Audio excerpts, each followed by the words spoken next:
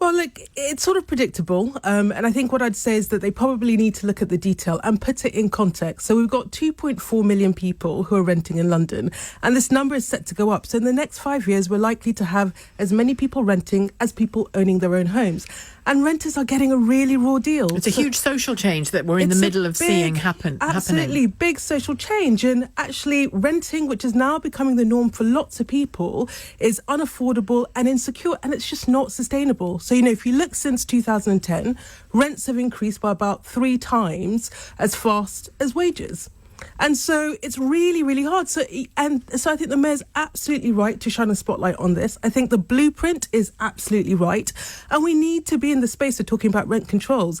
And, the UK is really quite distinct in the level of rent protection that we have, very little compared to other countries. When you look over to Europe, actually, whether you're talking about France or, Berlin, where we're seeing rent freezes, rent controls are the norm. But is that partly because renting was the norm there for all of the years that we were very much an Englishman, a woman's home is their castle? We are a nation, or we were a nation of home owners. We were a nation of home ownership, and home ownership is a kind of bigger thing in the UK. Has that left us behind the curve on rent? It has left us behind the curve on rent because we've never really had to think about rent as a long-term solution for a lot of people. And actually, there's now a generation of people who will only rent.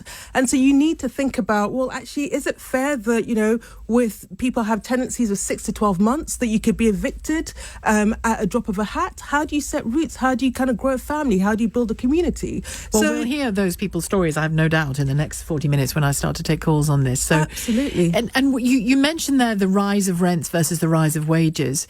I suppose the landlords could say, and Chris Norris almost said, I suppose, that's not their job to increase wages. It's the government's job to set the conditions whereby people can earn a decent living wage and afford their housing costs. Absolutely, it's not their job, but it's a question of affordability. And I think the big question is when you look at the level of rents and you look at the incremental increases in rent, do they feel like they're fair? And actually, they don't feel like they're fair. And where we see year on year increases in rent, irrespective actually of the conditions, irrespective of the market, that feels problematic. And I think that's the thing that we have to get to the heart of.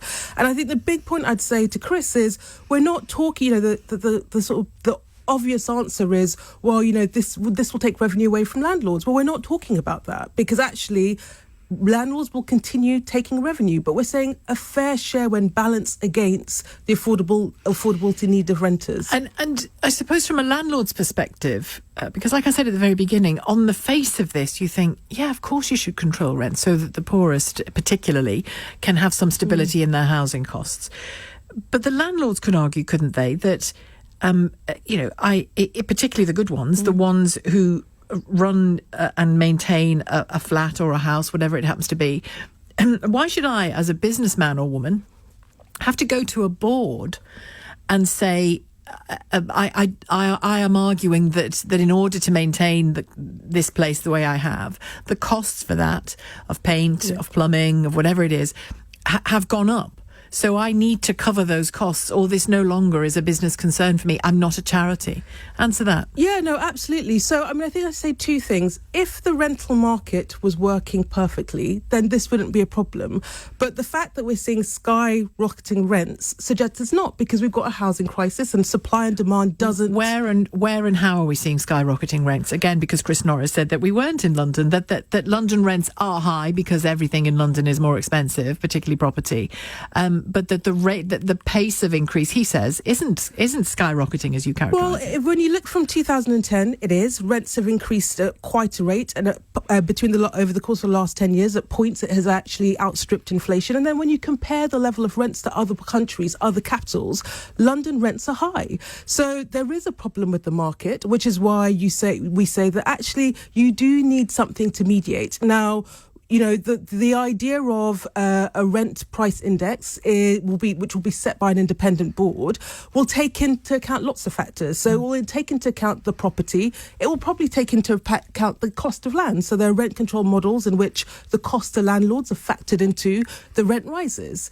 For me, the key thing is, no one is talking about a world in which landlords don't get their fair share. No one is talking about a world in which actually, there aren't rent increases going forward. It's saying, well, we've got two challenges. In the short term, we've got an affordability problem, which is why we need to think about how we bear down on rents. And then in the long term, we want a model that works for both renters and landlords. And at the moment, the system is so skewed in favour of landlords to the expense of renters. You've got to design the system so that you balance the interest of renters and the interest of landlords. And actually, we see when we look at the international comparators that lots of countries manage to do this in a way that still has a vibrant landlord and rental market. So, I don't accept the fact that this will fundamentally tank the market. And that's not the intent, which is why it's being the proposal is that it's going to be done in a gradual, deliberate and sensible way with an independent body thinking about the balance and the trade-offs.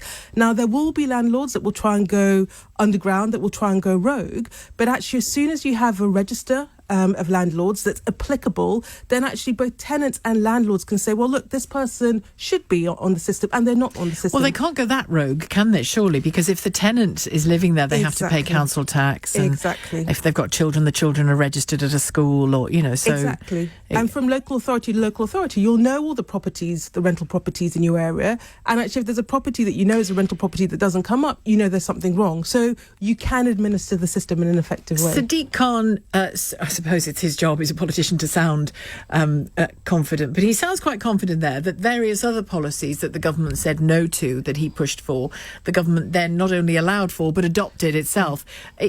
Are you confident that that's the same trajectory that we're going to see here? I think so, because there is a massive problem, and the government recognises there's a problem. There's huge political pressure because there are lots of renters now, and at the moment there isn't really an answer for renters, and I don't think that's sustainable. So the government will have to come up with an answer. They know that rent is a problem. They know that rent rises are a problem. And actually, this is it's a no-brainer solution. Give individual areas, because actually the problem is slightly different in different places. And London's rental problem will be different to Greater Manchester's rental problem. So actually, why don't you give leaders and mayors in those areas the powers in order to tackle the problems in the right way?